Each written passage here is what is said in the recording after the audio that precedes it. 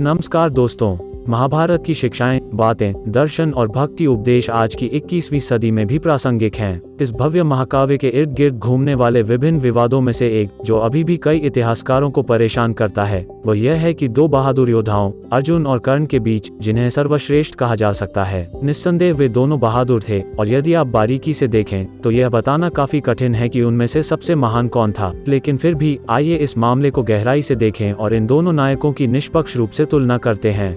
गुरु द्रोणाचार्य के गुरुकुल में अर्जुन को एकमात्र तीर्थ माना जाता था। उसे सभी शस्त्रों के प्रयोग में दक्ष कहा जाता था। गुरु द्रोणाचार्य के गुरुकुल में कर्ण का ऐसा कोई उल्लेख नहीं है, सिवाय इसके कि वो वहां का छात्र था। गुरु द्रोणाचार्य ने कर्ण को ब्रह्मास्त्र से वंचित कर दिया और कर्ण को परशुराम के पास सीखने के लिए छोड़ दिया। कई साल बाद एक शस्त्रों के प्रयोग की प्रतियोगिता रखी गई।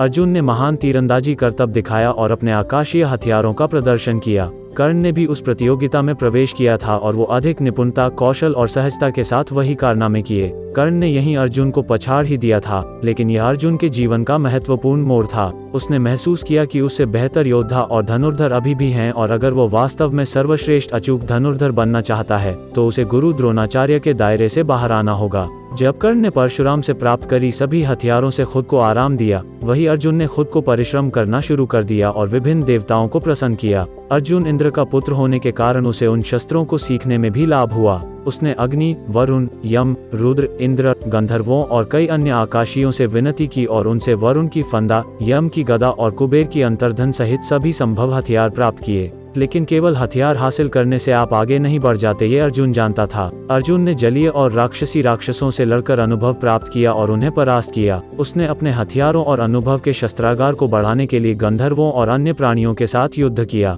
वहीं दूसरी तरफ कर्ण ने भी दिग्विजय को अंजाम दिया और शक्तिशाली जरासंध और भगदत्त सहित सभी राजाओं को हराया, जो एक असाधारण उपलब्धि थी। लेकिन वे केवल नश्वर थे। घोष यात्रा में चित्रसेन के गंधर्व भ्रम का मुकाबला करने में कर्ण की अक्षमता ने दिखाया कि कैसे अर्जुन ने कर्ण पर ऊपरी हाथ हासिल करना शुरू कर दिया है। और इतना ही नहीं, बल्कि कर्ण ने घटोत्कच के मायावी यत्तुधानों को परास्त कर दिया। लेकिन वे निवातकवच और कालकेय की तुलना में कुछ भी नहीं थे। कर्ण असाधारण रूप से अच्छा योद्धा था, लेकिन अर्जुन ने अपने स्तर को तेजी से बढ़ाना शुरू कर दिया था। विराट युद्ध में कर्ण की पराजय हुई। वहां भी उसकी दुर्बलता और अर्जुन की श्रेष्ठता प्रकट होने लगी थी। एक अचूक जलद वसाव शक्ति के बदले में कर्ण का प्राकृतिक कवच छीन लिया गया था। कुरुक्षेत्र के युद्ध में कर्ण ने 11वें दिन प्रवेश किया।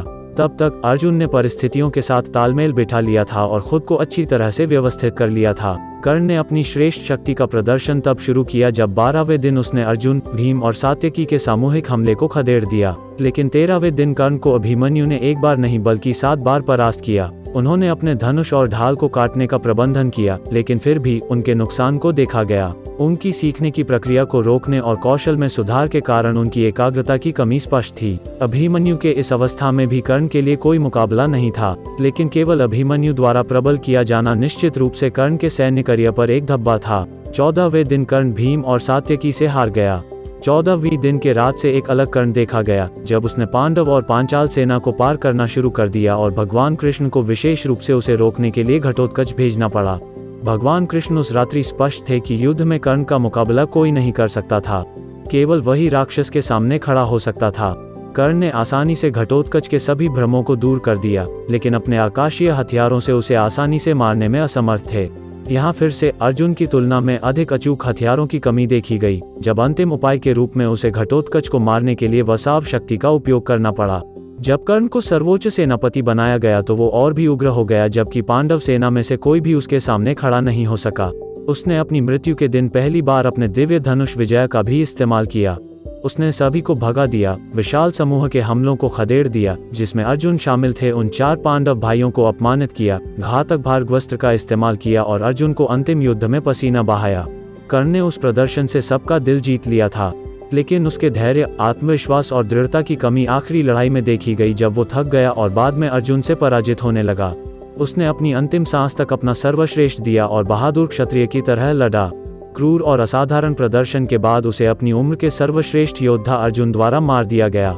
इस कहानी से हमें ये पता चलता है कि अर्जुन की एकाग्रता, अनुभव, रणनीति, धैर्य, दृढ़ता ने उसे कर्ण पर हावी होने में मदद की। इन कौशलों ने अर्जुन को कर्ण से श्रेष्ठ बनाया। दोनों ही अत्यंत कुशल धनुर्धर थे, लेकिन अर्जुन ने गुरुकुल से बाहर आने के बाद भी सीखना कभी नहीं छोड़ा, जबकि कर्ण स्नातक स्तर की पढ़ाई से ही संतुष्ट रहा। आज दोनों योद्धाओं को समान रूप से याद किया जाता है और उनका सम्मान किया जाता है, लेकिन अर्जुन को एक आदर्श छात्र के रूप में याद किया जाता है। दोनों ने हमें जीवन में अलग अलग सबक दिए। जबकि कर्ण ने सिखाया कि कभी भी परिस्थितियों को मत छोड़ो, वही अर्जुन ने सिखाया कि कभी भी अपनी प्रगति से संतुष्ट न हो और हमेशा खुद को बेहतर बनाने का लक्ष्य रखें। ये वीडियो कैसी लगी हमें कमेंट में ज़रूर बताएं और अगर पसंद आई हो तो अपने दोस्तों के साथ शेयर करना। धन्यवाद।